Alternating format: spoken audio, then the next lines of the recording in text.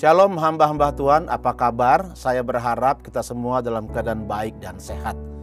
Mengucap syukur sama Tuhan, hari ini pembacaan Alkitab kita sudah masuk dalam kitab 2 Raja-Raja pasal yang ke-7 dan pasal yang ke-9. Dan secara khusus hari ini saya akan membahas kitab 2 Raja-Raja pasal yang ke-7 ayat yang ke-3. Dan saya kasih judul firman Tuhan pada hari ini, berani melangkah atau berani bertindak. 4 orang yang sakit kusta ada di depan pintu gerbang. Berkatalah yang seorang kepada yang lain, mengapa kita duduk-duduk di sini sampai mati?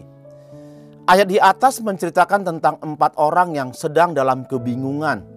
Mereka bingung dengan kondisi yang mereka sedang hadapi. Bahkan mereka hampir berputus asa. Tidak tahu harus berbuat apa. Mereka diperhadapkan dengan pilihan hidup atau mati. Ibaratnya maju kena, mundur pun kena. Pada akhirnya dalam kebingungan mereka berempat mengambil keputusan untuk melangkah, untuk bertindak. Mereka sepakat untuk meninggalkan tempat di mana mereka berada.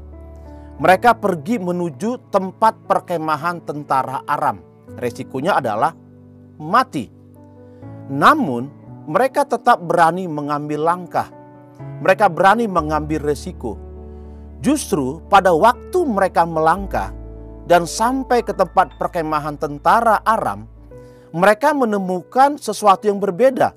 Mereka tidak menemukan tentara Aram di tempat itu, di perkemahan itu.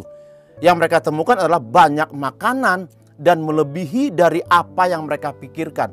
Bukan hanya makanan saja, tapi ada banyak hal yang mereka temukan. Artinya, mereka menemukan sesuatu yang di luar pemikiran mereka. Dan Tuhan bertindak. Sebelum mereka melangkah, Tuhan sudah terlebih dahulu melangkah. Nah, hamba-hamba Tuhan yang dikasihi Tuhan, mungkin saat ini ada di antara kita yang memang sedang dalam pergumulan yang berat. Kita nggak tahu, kita tidak tahu harus berbuat apa. Kita bingung, seolah-olah semua jalan buntu. Seolah-olah tidak ada jalan lagi. Nah, hamba-hamba Tuhan, ingat firman Tuhan. Iman tanpa perbuatan itu adalah mati.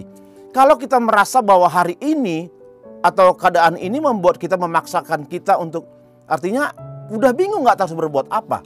Mari bersama-sama kita belajar dari 4 orang yang sakit kusta ini.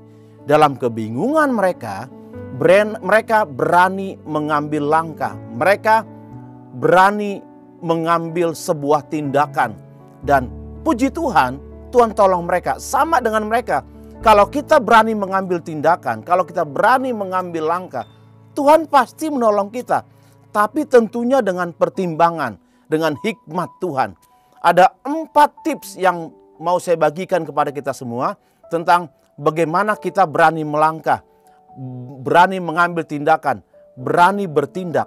Yang pertama adalah jangan fokus kepada masalah, tapi fokuslah kepada Tuhan. Jangan sampai masalah itu menyedot kita. Jangan sampai pergumulan yang kita hadapi itu membuat kita itu lupa akan keberadaan Tuhan dalam kehidupan kita. Jadi fokus kepada Tuhan, bukan fokus kepada masalah kita atau pergumulan kita. Yang kedua, jangan izinkan pergumulan atau permasalahan yang kita hadapi itu mencuri iman kita. Hati-hati, jangan sampai karena kita takut, karena kita bingung, karena pergumulan yang kita hadapi, itu mencuri iman saya, mencuri iman kita. Jadi ya pastikan bahwa jangan sampai ketakutan, pergumulan itu mencuri iman kita. Yang ketiga, jangan terlena dengan kelemahan kita, tapi pandanglah akan kebesaran Tuhan.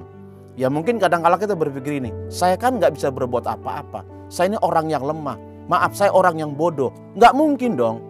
Nah kalau kita fokus kepada kelemahan kita, terlena dengan kelemahan kita, kita tidak akan pernah bisa melihat kebesaran Tuhan. Tapi lihat kebesaran Tuhan. Jangan fokus, jangan lihat, jangan terlena dengan kelemahanmu. Yang keempat, yang ada di depan kita itu selalu lebih baik dari ada di belakang kita.